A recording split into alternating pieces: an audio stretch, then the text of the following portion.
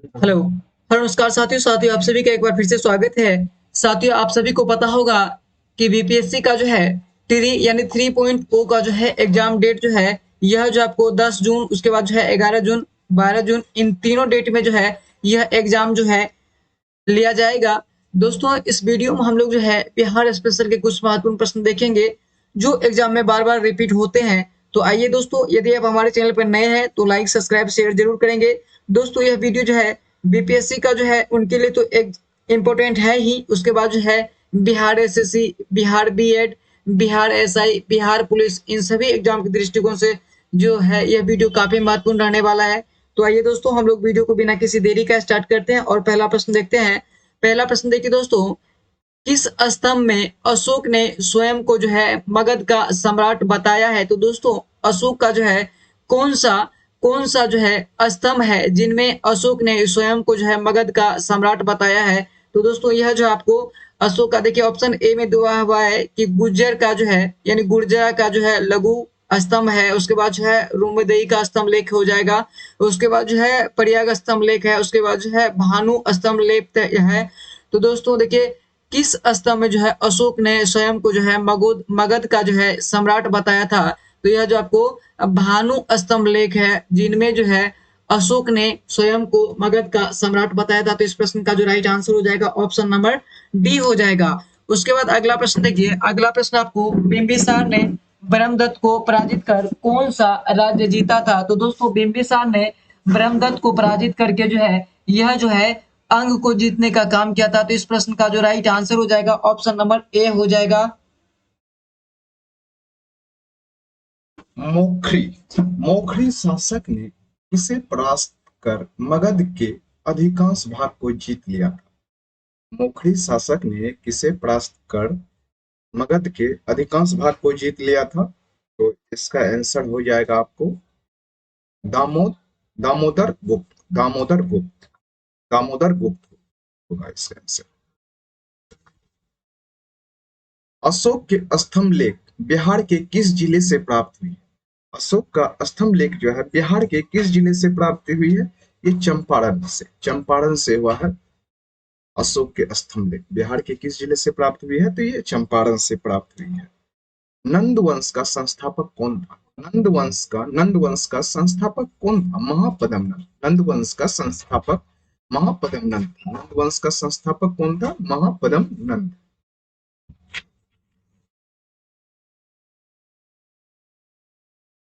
कण्व वंश की राजधानी कहाँ थी?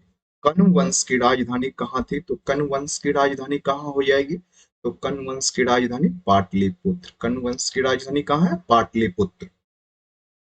शुंग कला के उत्कृष्ट नमूने बिहार के किस स्थान से प्राप्त होते हैं?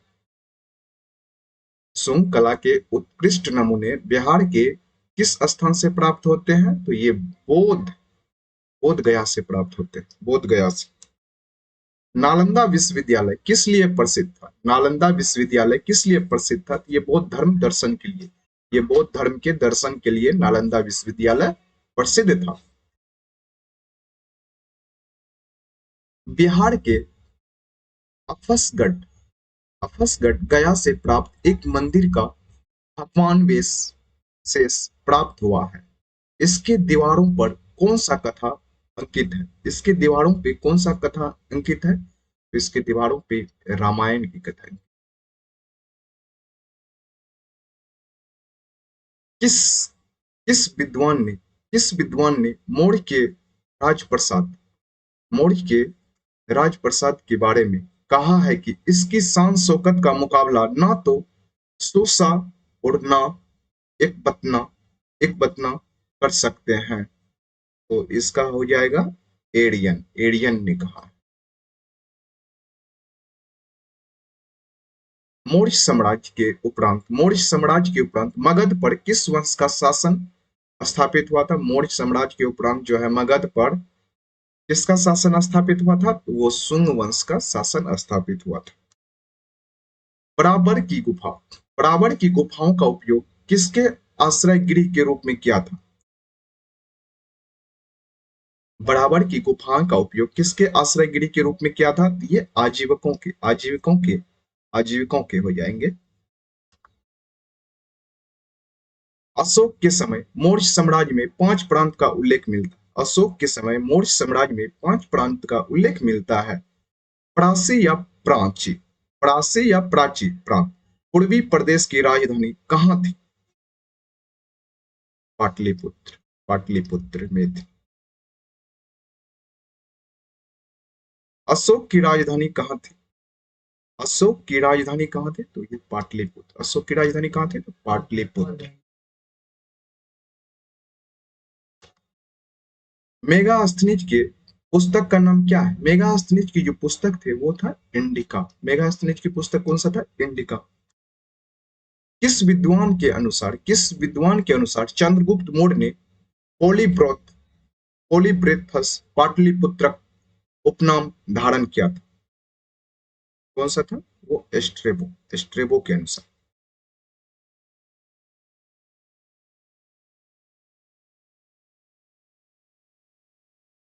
किसके शासनकाल में मिस्र के राजा फिलाडेल्फस टॉलमी द्वितीय ने डायोनिसस नामक राजदूत को पाटलिपुत्र भेजा था?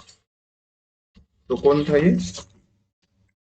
तो बिंदुसार, बिंदुसार। मगध पर शासन करने वाले राजवंश का सही क्रम क्या है? मगध पर जो शासन किया था राजवंश, उसका सही क्रम जो होगा, आपको सबसे पहले हर्यक वंश किया था, उसके बाद शिशुनाग वंश आ गया, उसके बाद नंद वंश, उसके बाद मौर्य वंश, उसके बाद सुंग वंश, उसके बाद कनु वंश आया था। By option C. अशोक ने अपने धम्म यात्रा के अंतर्गत, अशोक ने अपने धम्म यात्रा अंतर्गत बोध गया की यात्रा राज्याभिषेक के किस वर्ष में की थी? ये 10वें वर्ष में की थी। कितने वर्ष में की थी? 10वें वर्ष में की थी। तृतीय बौद्ध संगीति की आयोजन, तृतीय बौद्ध संगीति का आयोजन किसके शासनकाल में हुआ था? तृतीय बौद्ध संगीति का आयोजन किसके शासनकाल में हुआ था? ये हुआ था अशोक के शासनकाल में। अशोक के शासनकाल में तृतीय बौद्ध संगीति का आयोजन हुआ था। मौर्य साम्राज्य की स्थापना कब हुई थी? मौर्य साम्राज्य की स्थापना कब हुई थी? ये 322 ईस्वी पूर्व में, 322 ईस्वी पूर्व में मौर्य साम्राज्य की स्थापना हुई थी, 322 ईस्वी पूर्व में। अशोक द्वारा अपने पड़ोसियों के साथ मैत्रीपूर्ण संबंध का उल्लेख कहाँ मिलता है? अशोक के द्वारा अपने पड़ोसियों के साथ मैत्रीपूर्ण संबंध का उल्लेख कहाँ मिलता है? ये शिलालेख 13 में, शिलालेख 13 में, 13वीं शिलालेख में मिलता है। मध्य भारत, मध्य भारत के सभी देश में मगध देश में सर्वाधिक नगर थे। धनपतियों ने यहाँ चिकित्सालय बनवाए थे, जहाँ रोगियों को मुफ्त भोजन तथा दवाई दी जाती थी। यह किसकी उक्ति थी? ये जो उक्ति थी फाहियान, फाहियान की उक्ति थी, फाहियान की उक्ति थी। बिहार से प्राप्त होने वाले अशोक के स्तंभ लेख कौन नहीं है? बिहार से जो प्राप्त होने वाले अशोक के स्तंभ लेख कौन सा नहीं है? तो ये रोमनी देही नहीं है, जबकि लोरिया, अरेराज, लोरिया, नंदनगढ़, रामपुरवा ये बिहार से है, जबकि रुमनी दई जो है ये नेपाल के कहां से है? नेपाल के तराई में स्थित है। नेपाल के रुमनी दई जो कहाँ है? ये नेपाल के तराई क्षेत्र में स्थित है। प्रथम बौद्ध संगीति का आयोजन किसके शासनकाल में हुआ था? प्रथम बौद्ध संगीति का आयोजन जो है ये अजातशत्रु के शासनकाल में हुआ था। प्रथम बौद्ध संगीति का आयोजन किसके शासनकाल में हुआ था? तो अजातशत्रु। यहाँ पे प्रथम बौद्ध संगीति कब हुआ था? तो 483 ईस्वी पूर्व हुआ था। और ये राजगिर, स्थान क्या था इसका? राजगिरी, राजगिरी। अध्यक्ष जिसका था महाकश्यप, महाकश्यप। शासनकाल था तभी अजातशत्रु का। प्रथम बौद्ध संगीति के में जो है शासनकाल था तभी अजातशत्रु का। और द्वितीय बौद्ध संगीति 383 ईस्वी पूर्व, 383 ईस्वी पूर्व ये स्थान था वैशाली में हुआ था, वैशाली में। और इसके अध्यक्ष था सवा कामी, सवा कामी। और शासनकाल था तभी काला शव का।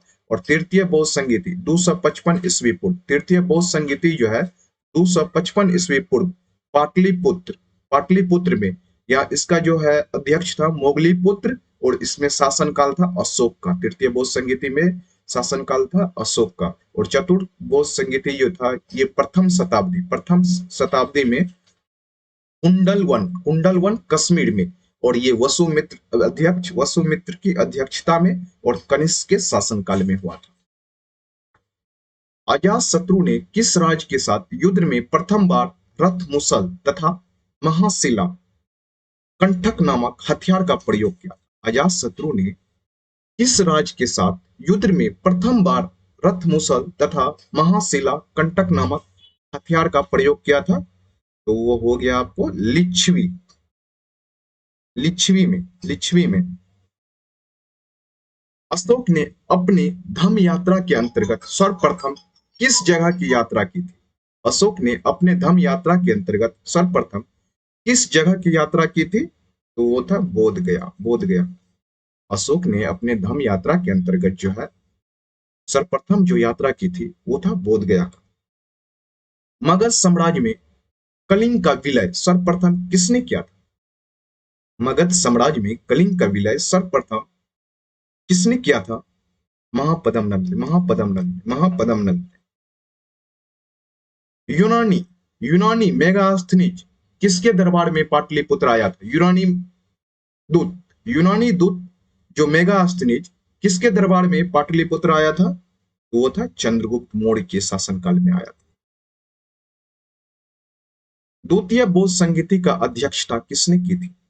द्वितीय बौद्ध संगीति की अध्यक्षता जो है वो किसने किया था? वो क्या था आपको साबक मीर। द्वितीय बौद्ध संगीति की अध्यक्षता किसने की थी? साबक मीर ने की। गुप्त काल की एक सुंदर कार्तिकेय की मूर्ति किस जिले में प्राप्त हुई थी? गुप्त काल की एक सुंदर कार्तिकेय की मूर्ति किस जिले से प्राप्त हुई थी? वो था आपको शाहाबाद से। तृतीय बौद्ध संगीति का आयोजन कब हुआ था? तृतीय बौद्ध संगीति का आयोजन जो है 251 ईस्वी पूर्व बाय ऑप्शन। बोध गया के महाबोधि मंदिर का निर्माण किस काल में हुआ था? बोध गया के महाबोधि मंदिर का निर्माण किस काल में हुआ था? वो था गुप्त काल में हुआ था। 6ठी शताब्दी ईस्वी पूर्व में भारत में 16 महाजनपदों का उदय हुआ।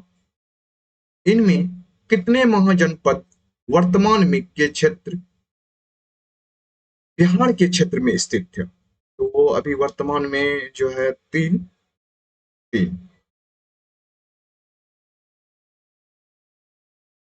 नालंदा के सरायटीला में उत्खनन से क्या प्राप्त हुआ? नालंदा के सरायटीला में उत्खनन से क्या प्राप्त हुआ है? तो ये पाल काल का बौद्ध विहार जो है नालंदा के सरायटीला में उत्खनन से प्राप्त हुआ। हर्यक वंश के उपरांत मगध पर किस वंश की सत्ता स्थापित हुई थी? हर्यक वंश के उपरांत मगध पर किस वंश की सत्ता स्थापित हुई थी? शिशु नागवंश।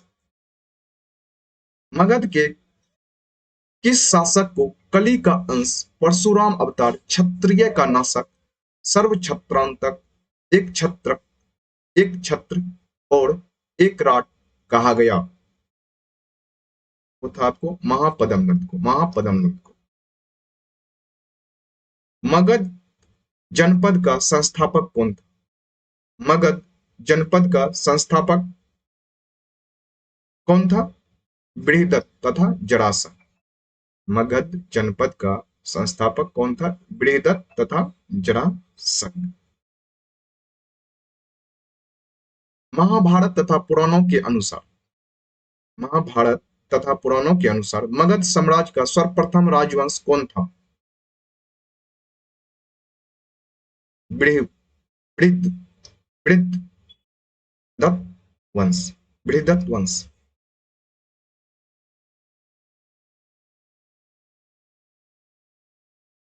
किस शासक ने पाटलिपुत्र को पुनः राजधानी बनाया और तब से मगध साम्राज्य की राजधानी पाटलिपुत्र ही रही? कालाशोक। बिहार का कौन सा राज्य उत्तर वैदिक काल का एक महत्वपूर्ण राज्य था? बिहार का कौन सा राज्य उत्तर वैदिक काल का एक महत्वपूर्ण राज्य था? तो ये था विदेह। विदेह।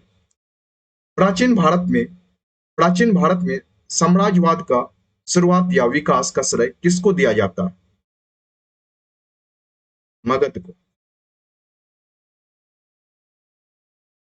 कौन सा महाजनपद कौन सा महाजनपद वर्तमान बिहार के क्षेत्र में स्थित नहीं था? वस्त जो है ये बिहार के क्षेत्र में स्थित नहीं था। अंग, वज्जी, मगध ये सब बिहार के क्षेत्र में स्थित है, जबकि वस्त जो है यूपी में स्थित है।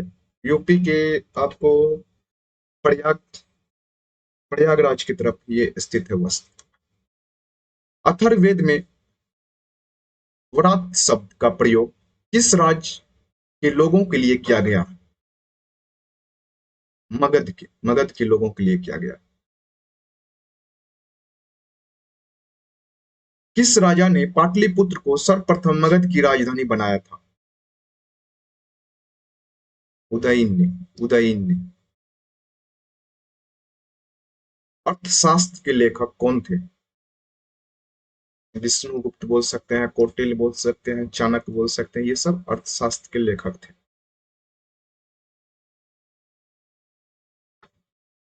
चंद्रगुप्त के पाटलिपुत्र में राज्याभिषेक और गुप्त वंश की स्थापना का वर्ष जो था वो कब था?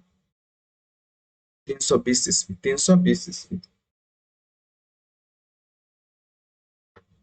सुंग वंश की राजधानी कहाँ थी? सुंग वंश की राजधानी